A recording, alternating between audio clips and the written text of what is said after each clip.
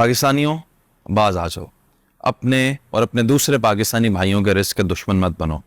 UAE में आपको पता है कि पहले ही कुछ अजला के ऊपर वीज़ा की फरामी में सख्ती की है यूएई ने। दुबई ने ख़ास करके सख्ती कर दी थी पाकिस्तान के चंद अजला के ऊपर, बड़ी लंबी लिस्ट है, और उस लिस्ट में उन्होंने जब सख्ती की तो उन्होंने नोटिस ये जारी किया था कि ये लोग यहाँ पे आके भीख मांगते हैं। ये बड़ी बड़ी ऐसी दिल को तकलीफ देने वाली बात थी जब ये पता चली कि इस वजह से दुबई ने पाकिस्तान के चंद अजला पे वीज़ा की फरामी के लिए सख्ती कर दी है। लेकिन अब जो है उससे भी बड़ा और बहुत ही संगीन जो है वो मसला सामने आया है।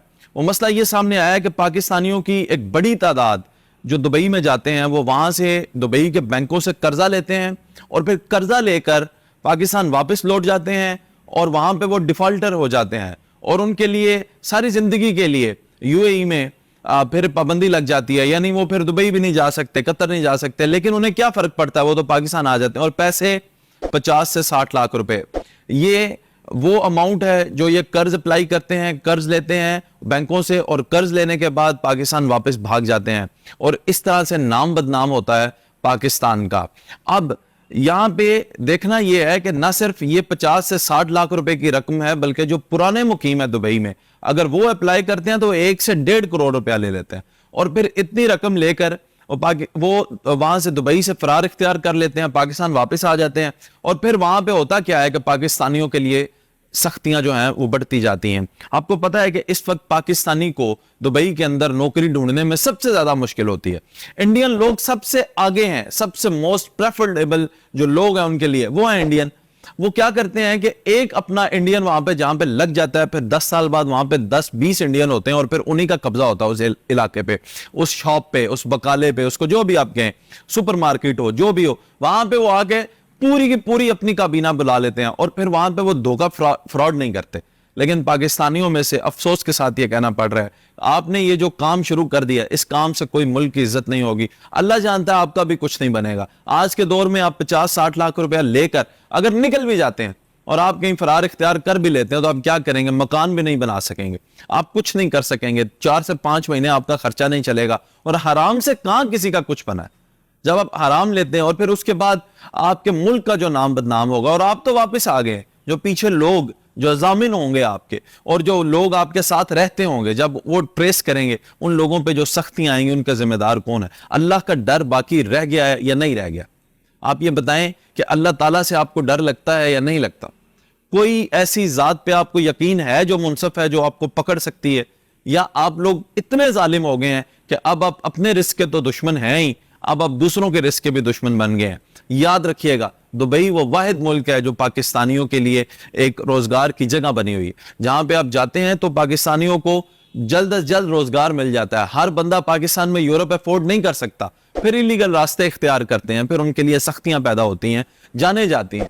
यहाँ पे आप बाहर चले तो जाते हैं ना, जब आपके लिए कोई खुशी गमी का समा बनता है तो आप फौरन वापस आ तो सकते हैं ना। उस जगह के लिए भी जहां से आप रिस्क कमाते हैं, वो जगह बहुत ही मुकद्दस जगह होती है आपके लिए, जहां से आप रिस्क कमाते हैं, और आप रिस्क कमाने वाली जगह को अपने लिए भी तंग कर रहे हैं और अपने दीगर पाकिस्तानी भाइयों के लिए भी तंग कर रहे हैं। पाकिस्तानियों की मुश्किलात सुने जरा। अब पाकिस्तानियों को, जैसा मैंने आपको बताया कि इंडियंस को प्रेफरेंस दी जाती है, बंगालियों को प्रेफरेंस दी जाती है, नेपालियों को प्रेफरेंस दी जाती है, लेकिन पाकिस्तानियों से इन्वेस्टिगेशन की जाती है।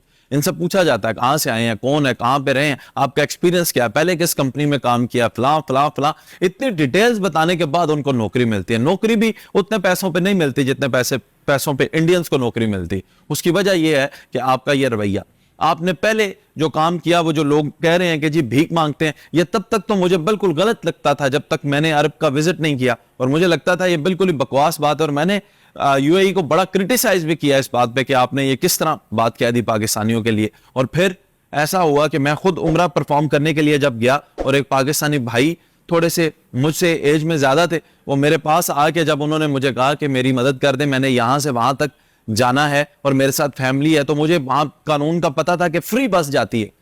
तो फिर जब मैंने उन्हें बताया कि मैं पाकिस्तानी हूं और उन्होंने दौड़ लगा दी, मैंने उनसे सिर्फ एक बात पूछी, क्या आपको शर्म आती है? और वो रोने लगा, कहता है मुझे माफ कर दें। आप पाकिस्तान को कहां कहां बदनाम करेंगे? आखिर क्या मजबूरी पड़ गई है? मुझे समझ नहीं आती। अभी मैं आज ایک ایسے لڑکے کی ویڈیو دیکھ رہا تھا کہ جس کی دونوں آنکھیں نہیں تھیں اور اس کے ساتھ مسئلہ تھا اور اس کی 7 بہنیں تھیں اور وہ بڑا پریشان حال تھا. ہم نے کچھ دوست احباب ملے, ہم نے مل کر اس کو کریانے کی دکان بنا کر دی اور پورا سامان اس میں ڈال کر دیا. اس کے پورے علاقے میں واحد کریانے کی دکان تھی. جب ہم وہاں پہ پہنچے دکان پہ تو رش لگا ہوا تھا, وہ پوری فیملی خوش تھی. آج مجھے پھر نظر آیا کہ وہ ایک بازار میں دوبارہ سے بھیک مانگ رہا ہے. کیوں نہیں باز آتے؟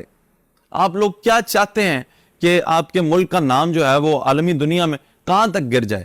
تو یہ التماس ہے پاکستان کی عوام سے کہ اگر آپ کو کوئی یہ لالچ دے رہا ہے کہ آپ جائیں اور وہاں پہ جا کے یہ قرض لیں اور بھاگ جائیں, یا آپ وہاں پہ موجود ہیں اور آپ کو کوئی اس طرح کا پلان سنا رہا ہے, تو یاد رکھیں یہ صرف اور صرف چند دنوں کی, چند مہینوں کی بات ہوتی ہے جو آپ کو نظر آ رہا ہے. یقین جانیے گا اس سے زندگی نہیں سنورے گی. زندگی تبھی سنورے گی اور اس کا کوئی شارٹ کٹ نہیں ہوتا کامیابی کا. کامیابی کا ایک ہی طریقہ کار ہے, وہ یہ ہے کہ انتھک محنت کرنی ہے اپنے کام میں اور اس طرح سے محنت کرنی ہے. اور جب پردیس جاتے ہیں تو خدا را یہ خیال رکھا کریں, اس طرح سے محنت کیا کریں کہ آپ کے ملک کا نام آپ کے ساتھ جڑا ہوتا ہے. 24 کروڑ لوگوں کا نام آپ کے ساتھ جڑا ہوتا ہے. آپ نے چلے جانا ہے. میں سن 2007-8 میں سعودی عربیہ میں تھا. اس وقت میرے اندر یہ سوچ تھی کہ میں نے تو چلے جانا ہے. اب وہاں سے آئے ہوئے مجھے کتنے سال ہو گئے ہیں, لیکن آج بھی وہاں پہ جب میرا نام آئے گا اور میرے وہاں پہ جو میرا کفیل تھا, یعنی عربی تھا, جو مالک تھا, اس کے بچے آج بھی مجھے میسج کرتے ہیں. ایسی چھاپ چھوڑ کے جائیں کہ وہ آپ کا نام, آپ کے ملک کے نام, آئندہ بھی جب نام لیا جائے تو وہ اس کی عزت اور ریگارڈ کریں. باتیں ٹریول کرتی ہیں, خدا را اس طرح کے کام نہ کیا کریں جس سے وطن عزیز کو جو ہے وہ بے عزتی کا سامنا کرنا پڑے, ذلت اور رسوائی کا سامنا کرنا پڑے.